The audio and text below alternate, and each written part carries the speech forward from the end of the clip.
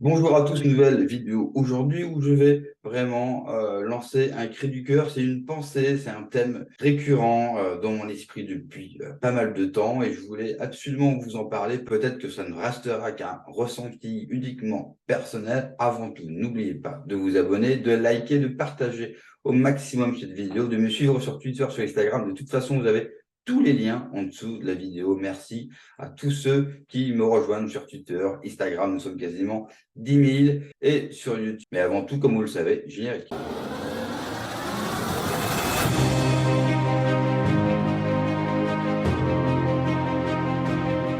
Comme vous le savez, dans mes vidéos, j'essaye toujours d'être le plus juste possible, de prendre de la hauteur et de ne pas réagir par rapport à des préférences, par rapport à des humeurs que je pourrais avoir, mais d'être le plus juste possible et d'apporter un éclairage bien différent des autres chaînes YouTube. Du coup, je dois vous avouer que je commence vraiment à ressentir un ras-le-bol profond, pour ne pas dire une colère, d'avoir à supporter, qu'il soit de notre camp ou pas d'ailleurs, les leçons en permanence d'une certaine classe, que ce soit politique, que ce soit de la petite bourgeoisie, de la grande bourgeoisie, de cadres, de tous ces gens qui, sous prétexte qu'ils gagnent 5 fois, 10 fois ce que vous gagnez par mois, qu'ils viennent d'un milieu privilégié, qu'ils ont fait pour certains de grandes écoles, et bien qu'ils finalement nous racontent en permanence la vie. Tous ces gens-là se permettent de nous apprendre à nous, les gens qui ne sommes rien, les sans grade, les sans dents, appelez-nous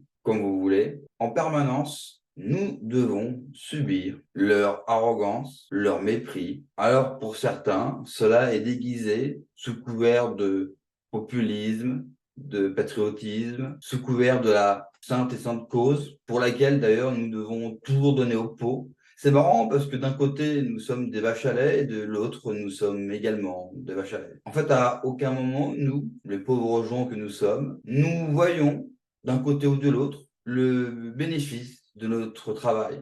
Alors oui, tous ces gens nous disent que nous ne sommes pas assez courageux, qu'on n'en fait pas assez, toujours pas assez. Alors que nous, dans notre classe sociale, eh bien, c'est pas que nous ne sommes pas courageux, paresseux, que nous ne voulons pas faire plaisir pour les uns au gouvernement, pour les autres pour la sainte cause. C'est que quand vous êtes issu de notre classe sociale, chaque jour que Dieu fait, c'est une survie. Nous nous demandons comment nous allons le jour suivant, la semaine suivante, le mois suivant, l'année suivante, comment nous allons nous en sortir, améliorer notre quotidien, à nous et aux gens qui nous entourent. Ça, c'est notre préoccupation première. D'ailleurs, si vous prenez du recul, vous vous rendez compte que finalement, que cette préoccupation, qui est propre à une grande partie du peuple français, eh bien finalement, elle n'est que rarement, voire jamais abordée. Ce n'est pas étonnant d'ailleurs.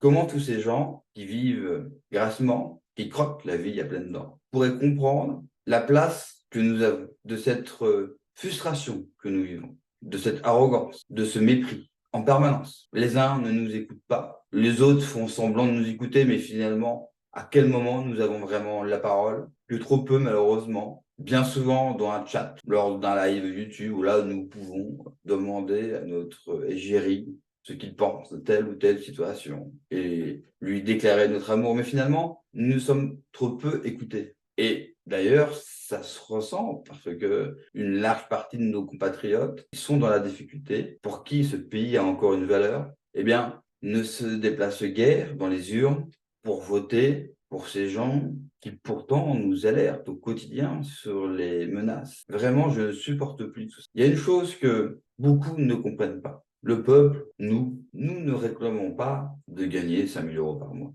Nous ne réclamons pas d'avoir une grosse voiture, même pas une grosse maison. La chose que le peuple veut le plus, c'est du respect, de la considération. Juste ça. Alors je sais, pour certains, pour certaines, cela est difficile de nous accorder ce respect, cette considération. Je sais que beaucoup d'entre eux ne pourront jamais comprendre ce que nous vivons, que nous devons en faire 2 fois, 3 fois plus qu'eux. Et même en faisant tous ces efforts, malheureusement, nous y arriverons que trop peu. Contrairement à eux où toutes les portes sont ouvertes, toutes les possibilités sont possibles, toutes les envies sont réalisables, et bien pour nous, chaque chose mérite un sacrifice. Alors je sais, certains d'entre eux vont nous dire que nous ne travaillons pas assez, que nous n'avons pas assez de volonté, que c'est de notre faute finalement. Il fallait faire comme eux, comme si que comme si que nous avons tous les mêmes possibilités que c'était si facile. Et ces mêmes personnes, notamment dans notre camp, se demandent toujours, et croyez-moi, ils se le demandent, mais pourquoi les Français ne votent pas pour nous? Pourquoi les Français ne s'intéressent pas à nous?